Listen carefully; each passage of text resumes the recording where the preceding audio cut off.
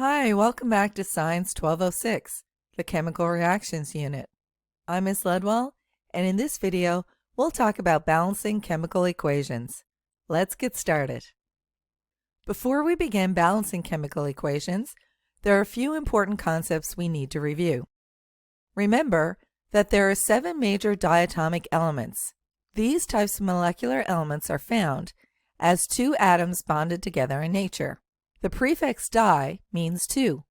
The diatomic molecules include hydrogen, oxygen, nitrogen, and the halogens family, fluorine, chlorine, bromine, and iodine.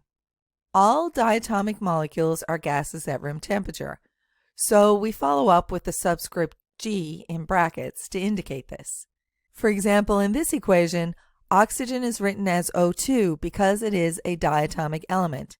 Also, it is indicated next to it that it is a gas at room temperature. Also recall that some elements exist in nature as polyatomic elements. This means they do not exist as a single atom in nature, rather, they have multiple atoms of the same element bonded together. Phosphorus is a polyatomic element represented as P4, and sulfur is a polyatomic element represented as S8. It is rare to find selenium as an element in nature, but it is also a polyatomic element and can be written as Se8. Now we'll move on to how to balance a given chemical equation. Chemical equations must be balanced according to the law of conservation of mass. Atoms on the reactant side must also be present in the same amount on the product side. Let's look at an example. Our first step is to count the atoms. List each element underneath the corresponding side, the product and reactant side, and count the number of atoms in the reactants and products. So for our reactants, we have 2 hydrogen and 2 oxygen. On the product side, we have 2 hydrogen and 1 oxygen. Notice that the number of oxygen atoms is different on the reactant and product sides. This equation is not yet balanced. Our next step then is to add coefficients to balance the equation. To balance the atoms, adjust the coefficients in front of the compounds. Remember, you can only change the coefficient in front of compounds. You cannot change subscripts in the chemical formula.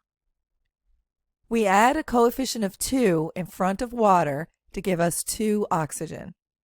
After adding a coefficient, recount the number of atoms for each element on both sides to verify the balance.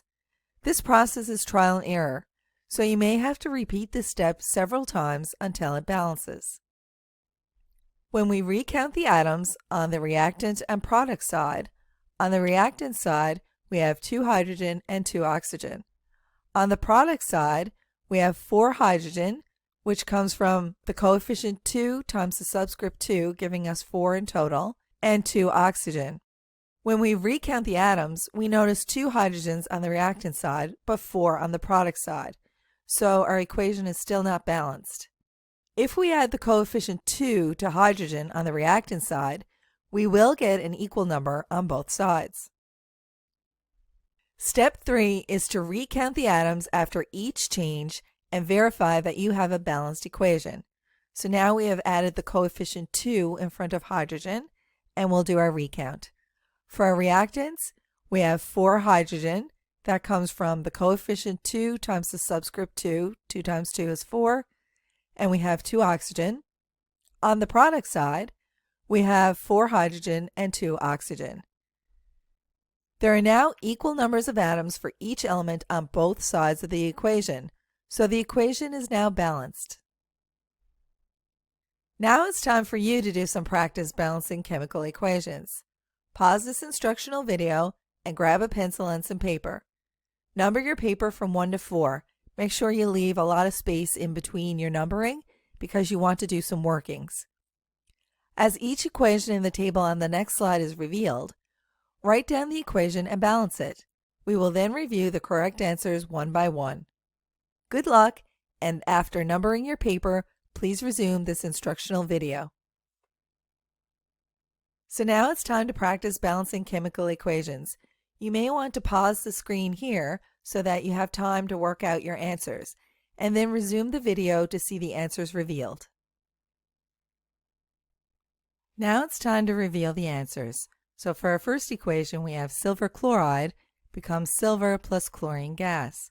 What coefficients do we need to add in order to balance this equation? If we add a 2 in front of silver chloride and a 2 in front of silver, we will be balanced. We'll have 2 silver on the reactant side, 2 silver on the product side, 2 chlorine on the reactant side, and 2 chlorine on the product side. Let's look at our next equation. We have sodium phosphate plus iron 3 chloride produces sodium chloride plus iron 3 phosphate. What coefficients do we need to add to balance this equation? If we add the coefficient 3 in front of sodium chloride, our equation will be balanced.